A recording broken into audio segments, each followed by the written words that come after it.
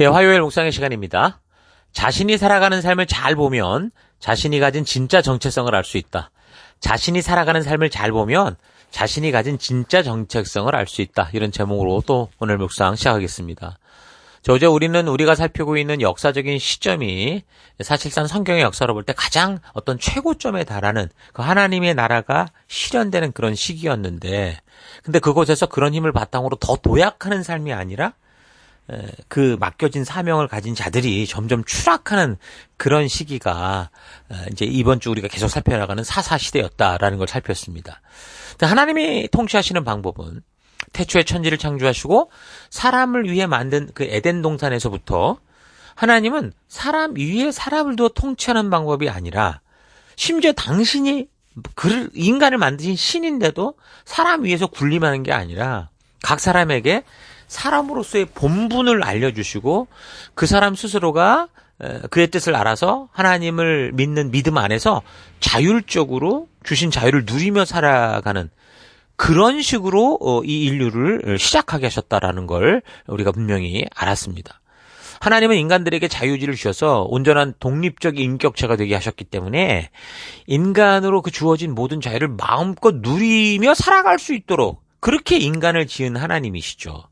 그런데도 하나님 스스로가 인간 위에 인간을 다스리는 통제자로 군림하면서 이래라 저래라 이렇게 통제하는 게 아니라 인간 스스로 잘못하여 죽음으로 이르지 않도록 그 최소한의 그 법도와 규례. 그러니까 그들이 이 땅에서 하나님이 창조주로서 만든 그 기쁨을 누릴 수 있도록 그런 길들을 알려주시고, 그래서 인간 스스로가 그걸 알고 최대한 하나님 주신 자유를 스스로 누리며 살아갈 수 있도록 그렇게 하셨다라는 거죠.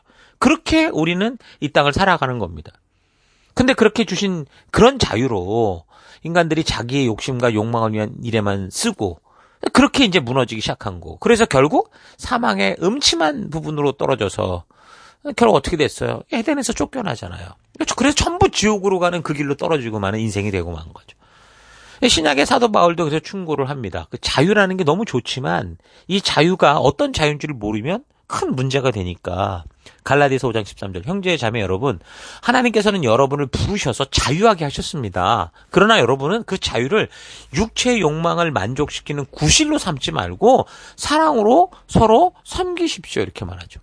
그러니까 우리를 믿어주시고 그래서 제한 없는 자유를 주셔서 하나님이 창조하신 세계 속에서 참된 축복을 누리라 하셨어요. 어떻게 보면 신과 같은 그 경지에서 살아갈 수 있게 하셨는데 아담과 하와가 그 스스로 가진 그 자유주의를 가지고 오히려 자기의 욕심과 어떤 그 욕망을 따라 선악과를 따먹는 것처럼 가나안을 유업으로 받은 이 이스라엘 백성들이 자신들의 정욕과 욕심을 따라 그렇게 살아가려고 하다가 하나님 주신 약속과 법도와 규례, 그러니까 하나님의 그 창조주의 뜻을 소홀히 여기기 시작하고 그렇게 시간이 흘러가면서 결국에는 하나님의 약속을 다 망각하고 종교화하거나 아니면 잊어버리거나, 그래서 결국 그 시대에 그 약속의 땅 가나안에서 심판을 됐어야만 했던 그 가나안 족속들과 똑같은 이 타락의 길로 들어서기 시작하는 그런 삶이 된 게 그게 이제 사사기라고 그랬습니다. 그래서 일단 성경은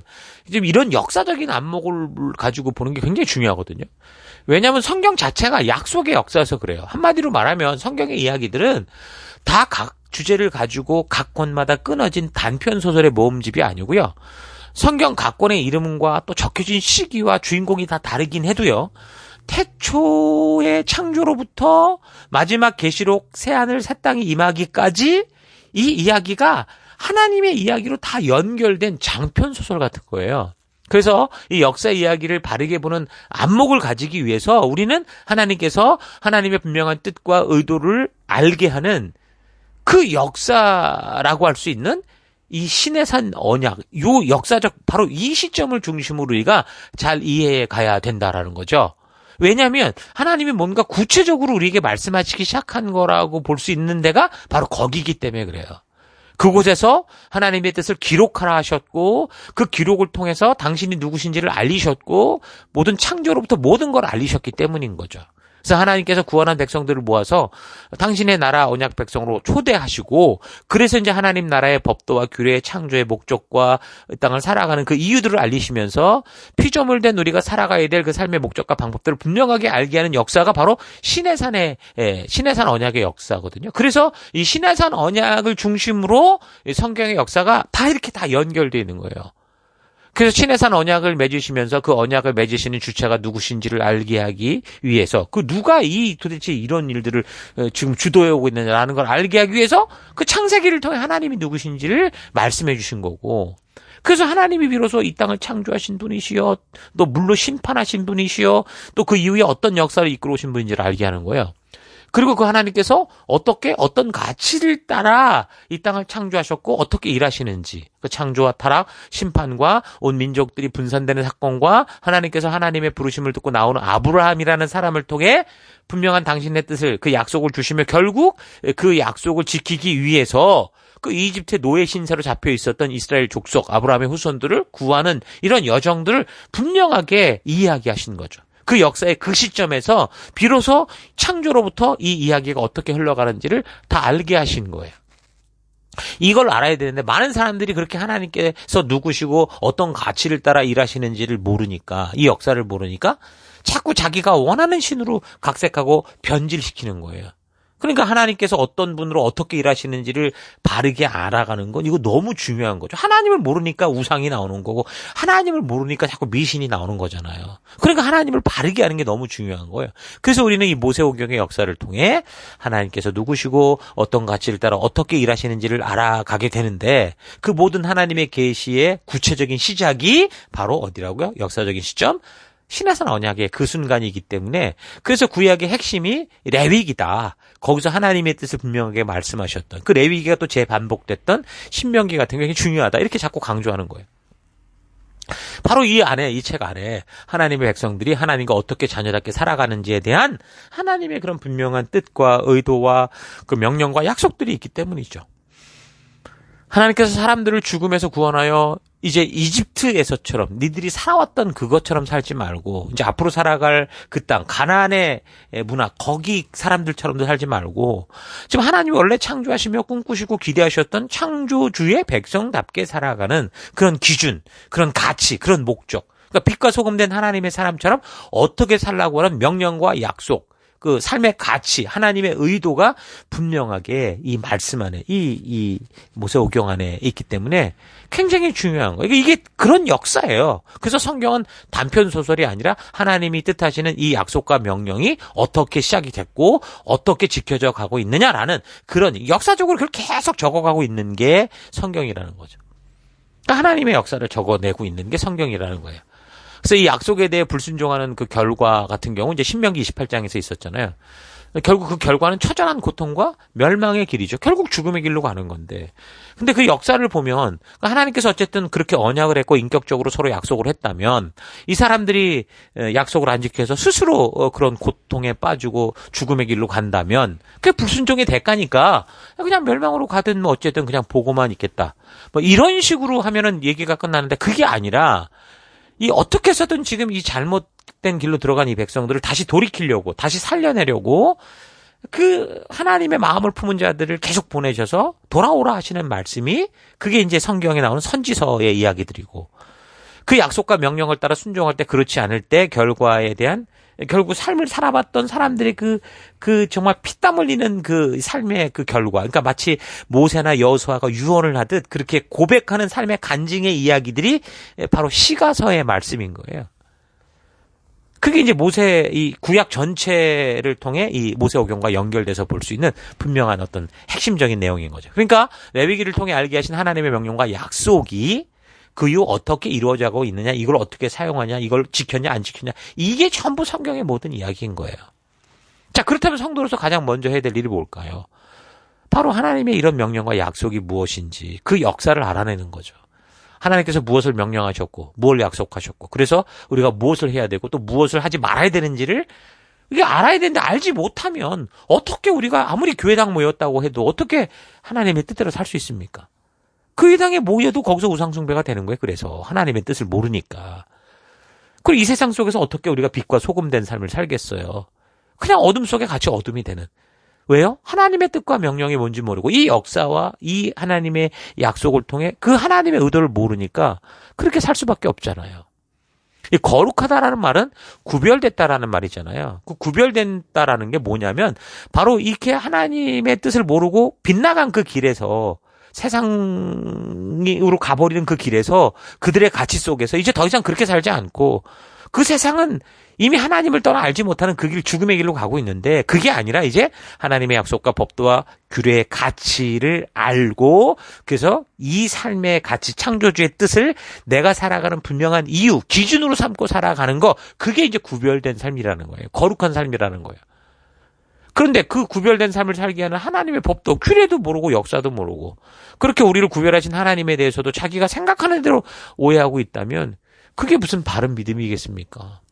우리가 예수 그리스도로 말미암아 구원함을 얻어 하나님의 백성이 되었다라는 것은 하나님과 언약 백성이 되었다. 열방의 제사장 나라가 되었다. 그래서 이 땅을 살아가는 동안 하나님의 법도와 규례가 유일한 가치가 된 유일한 기준으로 살아가는 사명자가 됐다. 그 말인 거예요. 그게 빛이다 소금이다. 이렇게 말하는 거예요.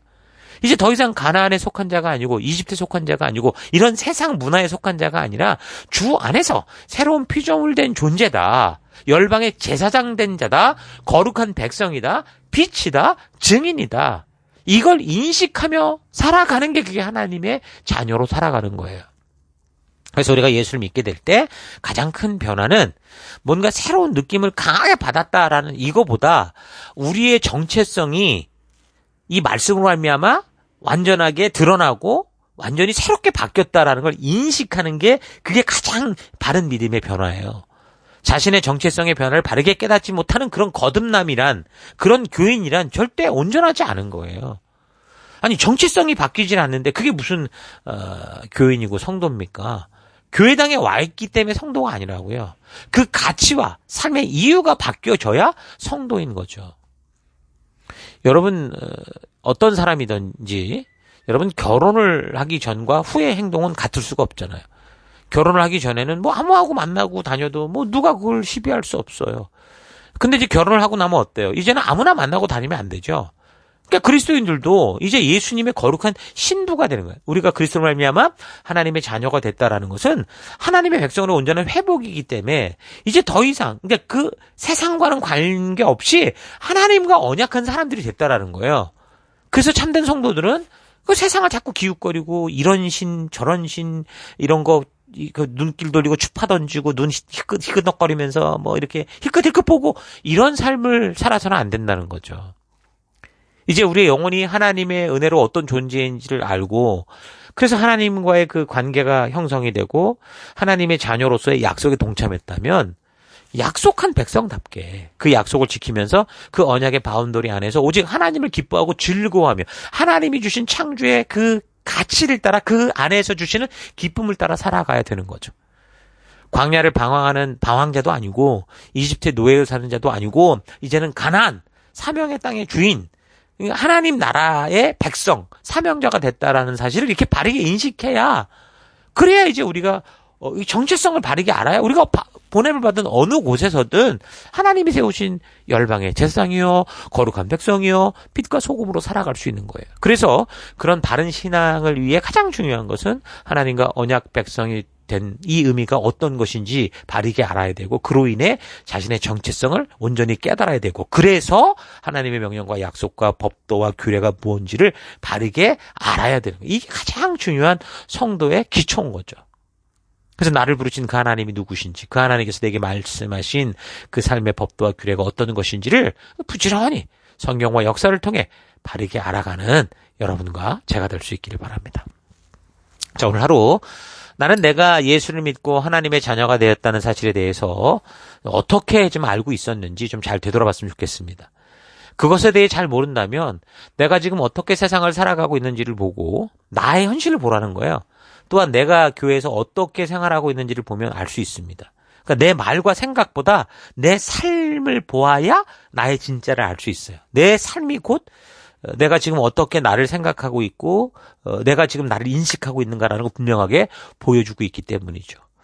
예수를 믿게 됐다라는 것은 나의 정체성이 완전히 달라졌다라는 거예요. 고린도후서 5장 17절. 누구든지 그리스도 안에 있으면 그는 새로운 피조물입니다. 옛것은 지나갔습니다. 보십시오. 새 것이 되었습니다. 그러니까 새로운 정체성을 깨닫게 된다면 당연히 그 새로운 정체성에 합당한 삶을 살아가게 되는 거죠. 그래서 에베소서 5장 7절 뭐라고 말합니까? 그러므로 여러분은 그런 세상과 짝하지 마십시오. 여러분이 전에는 어둠이더니 세상이더니 지금은 주 안에서 빛입니다. 빛의 자녀답게 사십시오. 자, 그렇다면 어떻게 빛의 자녀답게 살아갈 수 있겠습니까? 그 빛의 자녀다운 삶의 그 법도와 규례가 바로 이 신해산 언약에 나오는 내용들인 거예요. 많은 성도들이 하나님의 자녀가 되었다는 것은 아는데 하나님의 자녀답게 사는 게 어떤 것인지 구체적으로 모르기 때문에 그래서 세상처럼 사는 경우가 많습니다. 하나님의 자녀답게 사는 게 무엇인지 하나님께서 직접 그의 백성들에게 말씀하신 그 신해산 언약을 통해 바르게 알아야 돼요. 단지 그냥 문자적으로 나오는 내용이 아니라 정보가 아니라 그 법도와 규례가 담고 있는 하나님의 의도, 하나님의 뜻을 바르게 알아야 되는 거예요. 그러면 비록 이 신해산 언약이 지금으로부터 3,500년 전에 있었던 일이고 그런 사건이라고 해도 바로 오늘 이 시대 내가 살아가는 내 삶의 터에서 하나님의 자녀답게 살아갈 구체적인 삶의 방법들, 내가 선택해야 되는 것과 기꺼이 버려야 되는 것들을 온전하게 구별하게 해주는 거죠. 그 놀라운 그 하나님의 사건, 3,500년 전에 있었던 사건의 그 내용이 오늘 우리로 나아갈 바를 알게 하는 거예요. 길이요 진리요 생명 되신 예수를 믿고 하나님의 자녀가 되었다고 하면서도 그래서 교회당 안에 들어와서 그 길을 잃고 방황하는 홍해를 건너고 광야에서 죽어가는 삶이 되지 않기 위해서 우리는 하나님께서 말씀하신 그의 법도와 규례를 바르게 알아야 된다라는 거 잊지 마시고 매일의 삶 속에서 부지런히 하나님께서 말씀하신 법도와 규례를 통해 하나님이 말씀하시고자 했던 그 의도, 그 뜻을 온전히 알아가는 여러분 되기를 주의 이름으로 축원합니다. 오늘 하루도 힘내십시오. 잠시 기도하겠습니다. 하나님께서는 우리로 하여금 아무 생각 없이 그저 프로그램된 대로 움직이는 그런 기계로 만든 게 아니라 진정한 자유와 그 의지를 주시고 그 의지를 가지고 스스로 결정을 따라 살아갈 또 법도와 규례를 주셨는데 주님께서 주신 그 자유의지를 가지고 육체의 기회로만 삼고 살아왔던 것 회개합니다. 내가 누구인지 알아야 무엇을 어떻게 하며 살아가야 하는지를 알 수 있다는 이런 상식 잊지 않고 그래서 나를 창조하신 하나님 안에서 내가 누구인지를 바르고 온전히 알아가는 내가 되기 원합니다. 나는 하나님의 자녀가 되었고 하나님의 자녀가 되었다는 것은 예수 그리스도로 말미암아 새로운 피조물 된 존재가 되었다라는 거 이거 잊지 않고 새로 거듭난 하나님의 자녀답게 살아가는 내가 되기를 원합니다. 하나님, 내가 이렇게 생각하고 내가 느끼고 그렇다고 추측을 해도 사실은 내 삶이 지금 어떻게 내 시간이 내 삶의 재물이 이 돈이 어떻게 쓰여지는가를 보면 진짜 나를 알 수 있다라는 거 잊지 않고 나의 생각과 말과 이런 나의 어떤 추측이 아니라 내 삶의 현실을 보며 내가 누구인지를 온전히 알아 바른 말씀의 길 주의 부르심 가운데 나오는 내가 되기를 원합니다. 오늘도 그 길로 인도하시고 이끄신 하나님, 함께 동행해 주신 하나님 감사드리고 예수님 이름으로 기도했습니다. 아멘.